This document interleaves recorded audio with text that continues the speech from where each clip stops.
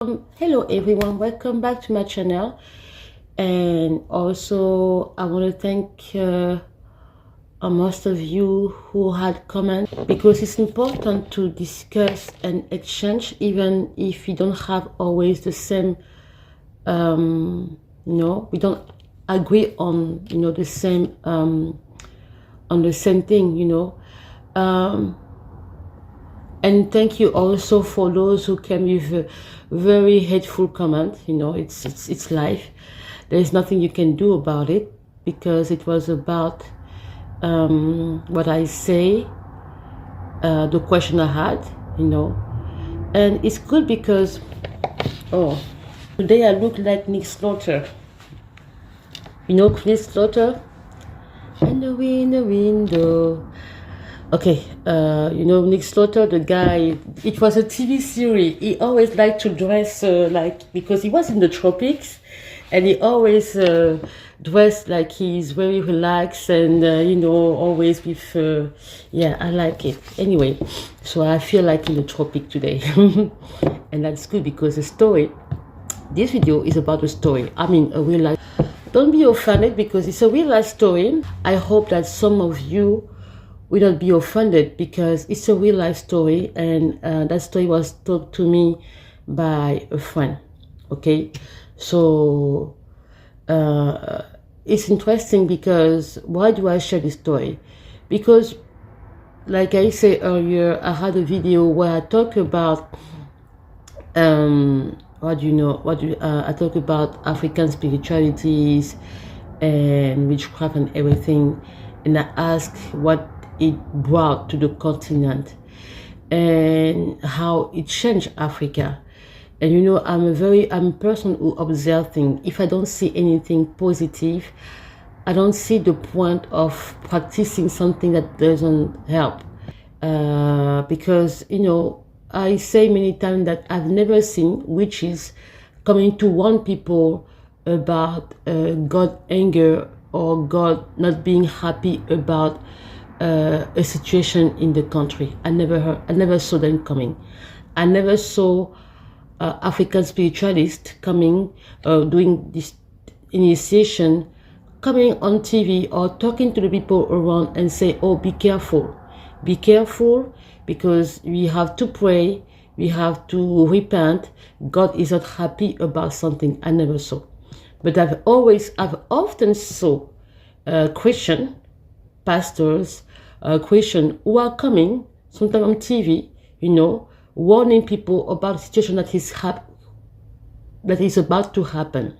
Like, for example, in California, there are many Christians who warn the people of California that stuff will be happening, this. Now, if you don't listen to what is going to happen, God will do this. That we need to repent, we need to ask for forgiveness from God, okay? I see that with Christian. I've seen Christian going to see president, talking to president to change the way they do stuff in the country. But I've never seen witches who actually influence many of these African leaders who are not only using witchcraft and who are also Freemason, trying to change the stuff in the country. I mean, this is my own observation. I've never seen witches coming to say, oh, people, we are in trouble, we are in danger, we need to repent in front of God. Never. It's very special. I don't know, but if they say it's a good thing, that's why I say, if you think it's a good thing, you don't need to come to curse me in the comment. You just tell me in the comment section how you think that witchcraft and how you think that African spirituality has helped the continent, because I've never seen anything in my own country. I've seen that do nothing special. So if you can tell me, because I judge by fact, I look the continent, I look how the country, I look how the continent is. People say, oh, it's moving forward. The continent is not moving forward. There is no change. Which one are you seeing? When you talk about water and electricity issue today in 2025, you think there is a change in it? I mean, you shouldn't even feel comfortable even saying that the continent is changing, because there are basic needs that the continent should have. Medical care, firefighter, ambulance, all the system must be working properly in the country. Electricity, water, and you say that the continent is changing. Now, it depends on how you see the change of the continent. But really, I don't know how. If you talk about the change in ideology, yes, maybe. But we have this. We have many ideology a long time, and it never changed. Okay, we can have people giving you good ideology, but the problem is how do you change the continent, the country, or the continent? Everything starts by the mindset. If people do not change the way they see, if people do not, you have to change the population. You have to change how people see, how people view. The problem is, even if you say the continent is changing, it is not, because when you talk to the population on its own, you still feel like we are not moving forward. It's like going backward. Actually, I don't even know if it's going backward, because even backward, back in the days, Africa seemed to be better. It's sad to say that even under some countries that were colonized, a simple example, you see Rhodesia and you see Zimbabwe, two different countries, okay? Two different countries in the times, okay? Even in my country, it's sad to say. So what does that mean? It means that even today, okay, it means that people haven't changed really. It means that the moment this colonizer left and give you everything in your hands, you are unable to handle the country. You are unable to manage the stuff, okay? So I don't see any change in what you are saying. If you say that the change, the population doesn't care about ideology. The population care about what it can eat, how it can live. This is the first thing. But when you talk to the population in Africa, you talk to the people, okay? Let's say, for example, you are doing campaign. You go to the population, you are doing presidential campaign. I know what I'm talking about, okay? My father was doing that in the 90s, okay? The population tell you clearly that, sir, we listen to you, but we are hungry. Do you understand? Does that change? No. Till today, people cannot eat properly in some countries. It's a fact.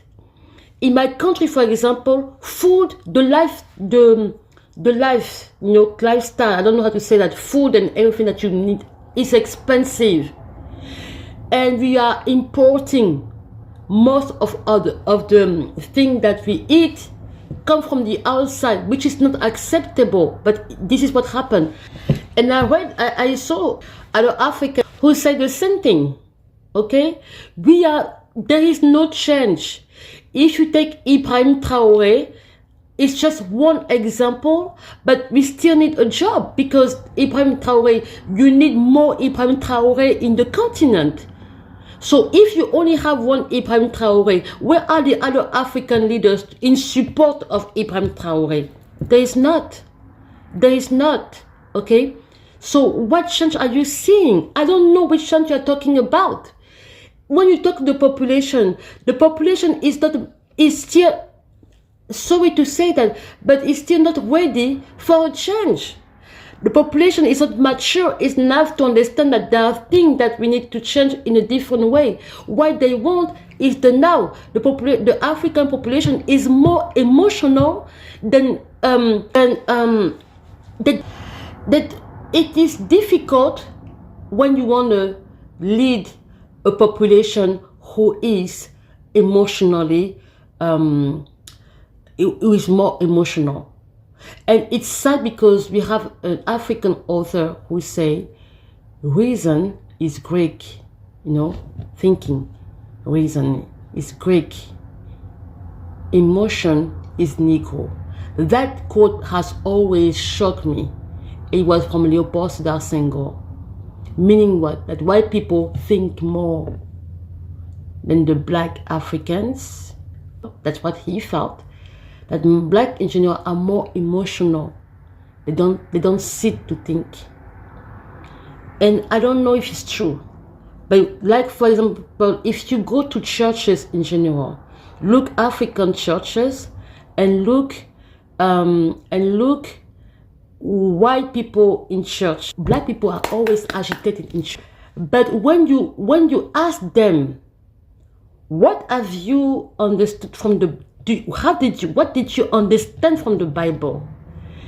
Most of them will tell you, I think it's, but they don't dig, they don't read, they don't dig, because it has been proven that black people don't like to read.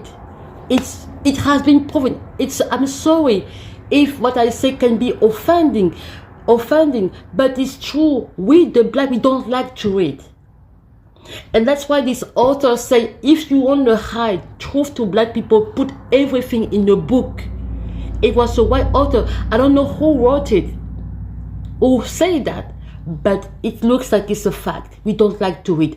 We like things that agitate us. We like going to the bar. We like to drink. We like dancing. That's the thing. We don't have things that take a lot of concentration. But sometimes it's very special because we are the same people who are very good in science. That's why you don't.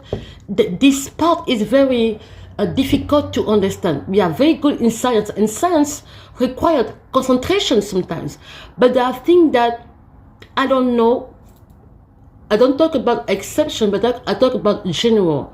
When you look in Africa, you go to some countries, okay, capital city, you see many bars going to drink and dance. Not like in European country like the bar. No, it's like bars that are like mushrooms, everywhere in the street, every corner. And you have many churches because people like noise. People don't like time to, and that's why you see, even when they read the Bible, they cannot tell you exactly. They don't take time to study the Bible. They read, but they don't study the Bible.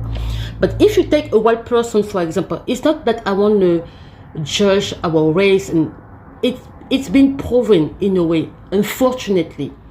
He will tell you, usually they don't like noise, okay, because they take time to read. Most of the house, when I talk about white people, I don't talk about people who are not stable here. I talk about people who are like black people, who are intellectual, okay, who are educated, who are stable, okay. These people, you will see them, they have many books in their home. They usually have books. Tell me how many families, black families in their home, has many books in their homes? Not many. But if you go to white people's house, you will see that they always have books. They always have many books. I talk about people who are stable, educated, and smart, okay? Or who are stable in general. You will see they have a way to raise their children. You will see that they have a program, for their children. For us, black Africans in general, we don't have program. Children, we just do stuff on, no. The child, does he have a program in a week? Do you prepare your child to the reading, to concentration, for example? I don't know. That's why I say that we have a long work for the change. I don't think that the continent has changed yet. We still have a lot to do.